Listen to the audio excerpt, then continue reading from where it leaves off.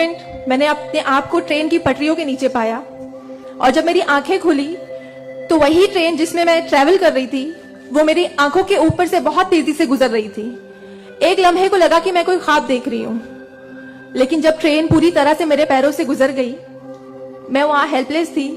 और जब बहुत दूर जाके किसी ने चेन रोकी, वो ट्रेन रुकी, और उस ट्रेन को रुकता हुआ देखकर मुझे एहसास हुआ कि मैं कोई ख्वाब नहीं देख रही हूं, मैं सच में ट्रेन से गिर चुकी हूं, और मैंने अपनी दोनों टांगे उस ट्रेन के पहियों के नीचे आ गई है जिसमें मैं ट्रैवल कर रही हूं। वो पूरी 12 डब्बे की ट्रेन मेरे पहियों से गुजर गई, किसी ने चेन रोकने की हिम्मत नहीं की। और मैं जब वहां गिरी तो लोगों ने मुझे देखा, और 10-15 मिनट बाद काफी लोग आए, मेरे आसपास खड़े हो गए। मेरे पास सेलफोन नहीं था, मैंने अपनी बैग से उस वक्त डायरी निकाली, मैंने लोगों को फरियाद की, बहुत रिक्वेस्ट की, बहुत रोया वहां पर कि मेरे घर पे एक फोन कॉल करके बता दो कि मैं यहाँ पे हेल्पलेस पड़ी हूँ विद हेवी ब्लीडिंग, मेरे बचने की कोई चांस नहीं है। एटलीस्ट मेरे घर वालों को पता होना चाहिए कि मैं यहाँ पे इस हालत में हूँ, मुझे लावारिस लाश बन के नहीं मरना है। बट उस वक्त मैं यही कहूंगी कि अल्लाह ताला की मसलहत थी। अल्लाह ताला उस वक्त जो मेरी तकदीर में था, किसी ने मेरी हेल्प नहीं की, और मैं वहां पे 30 मिनट ऑलमोस्ट मैं ट्रैक पर विद हैवी ब्लीड, मेरे दोनों पैर ट्रेन के पहियों के नीचे आ गए थे, मैं उसी हालत में पड़ी रही, और मैं कॉन्शियस थी। मैं बस लोगों के सामने रो रही थी कि मुझे कोई पानी पिला दो, कोई घर वालों को कॉल कर दो, लेकिन किसी ने हेल्प नहीं की। And after 30 minute I got railway help, then मुझे गवर्नमेंट हॉस्पिटल लेकर जाते हैं, वहां पर भी कुछ ओटी स्ट्राइक होता है, मुझे फौरी ट्रीटमेंट नहीं मिलता है। एंड देन मेरा एक्सीडेंट सुबह 11 बजे होता है, और मुझे 6 बजे जब मेरी फैमिली प्राइवेट हॉस्पिटल लेकर जाती है, then I got a treatment. And उसके बाद 16 साल की थी मैं जब मेरे साथ ये एक्सीडेंट हुआ। आप समझ सकते हैं 16 साल की उम्र में 1 मिनट में मेरे 2 पैर कट गए थे, मैं डिसेबल हो गई थी, मैं हेल्पलेस हो गई थी, मैं खुद से उठ नहीं पा रही थी, ना बैठ पा रही थी, ना एक तरफ से दूसरी जगह मूव हो पा रही थी। मैं मेंटली डिसेबल हो गई थी, फिजिकली डिसेबल हो गई थी, और फाइनेंशियली कंडीशन भी काफी वीक थी। वो सारी चीजें मेरे दिमाग में चल रही थी, और जब लोग मुझे देखने आते थे तो कुछ लोग हमदर्दी में नेगेटिव कमेंट्स भी करते थे कि 16 साल की बच्ची है, 2 पैर खो दिए हैं, सारी जिंदगी माँ बाप के ऊपर बोझ रहेगी, ये जिंदा क्यों है, इससे अच्छा ये मर जाती। ये सारी बातें लोग आके जब मेरे सामने करते तो मेरे जहन में वो सारी बातें चलती कि सीरियसली मुझे अल्लाह ने जिंदा क्यों रखा, जब मुझसे दोनों पैर ही लेने थे 16 साल की उम्र में, मैं खुद से मूव नहीं कर सकती हूँ, मेरी मम्मी को इतना सब कुछ झेलना पड़ रहा है। जिस उम्र में मुझे अम्मी की हेल्प करनी चाहिए, उस उम्र में वापस से मम्मी मुझे गोद में उठाकर लेकर जा रही है, वापस से मेरी खिदमतें कर रही है। तो मेरी जिंदगी का मकसद क्या है, मुझे दोबारा जिंदगी क्यों दी अल्लाह ने।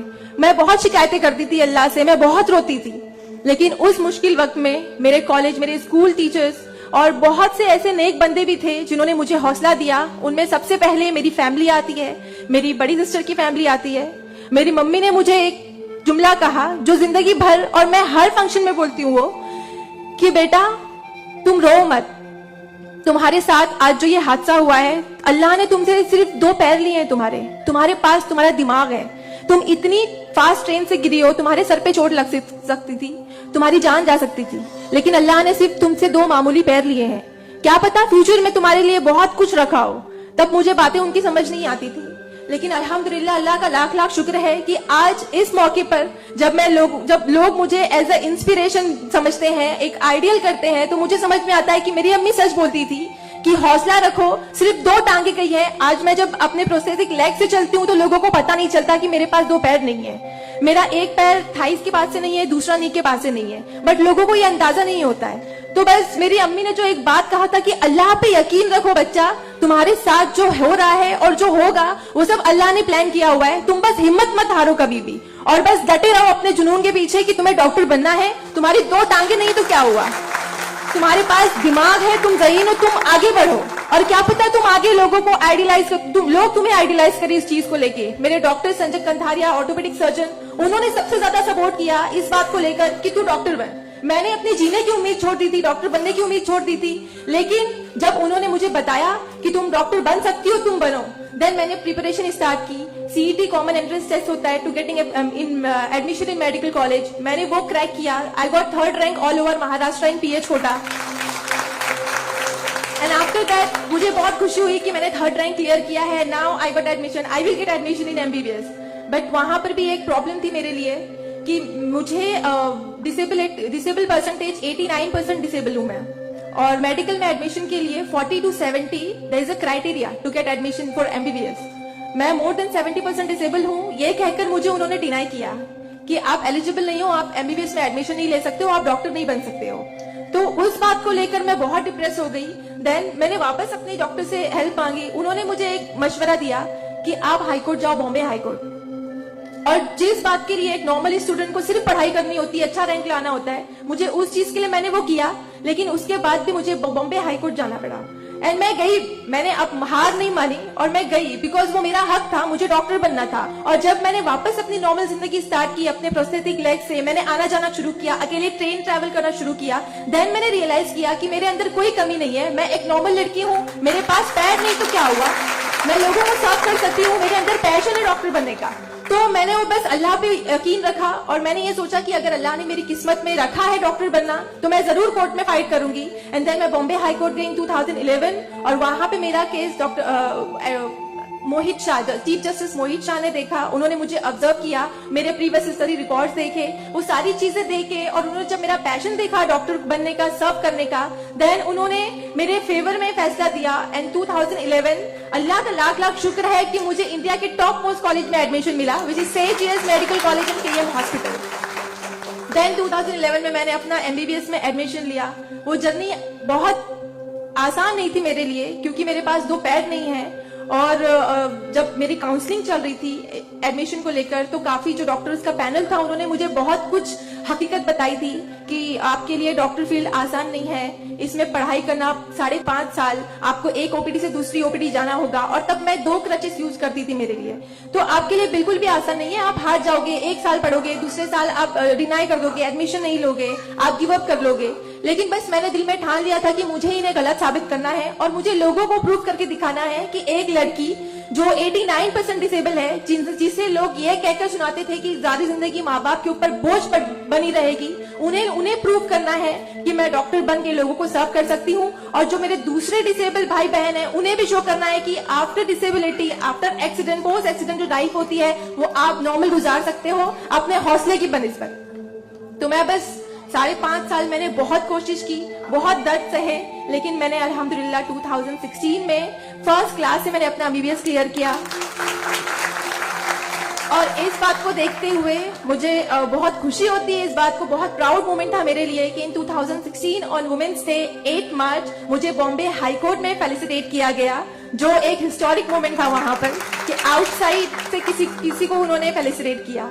देन उसके बाद मुझे काफी कॉल्स आए एज अ मोटिवेशनल स्पीकर, मुझे काफी अवार्ड्स मिले।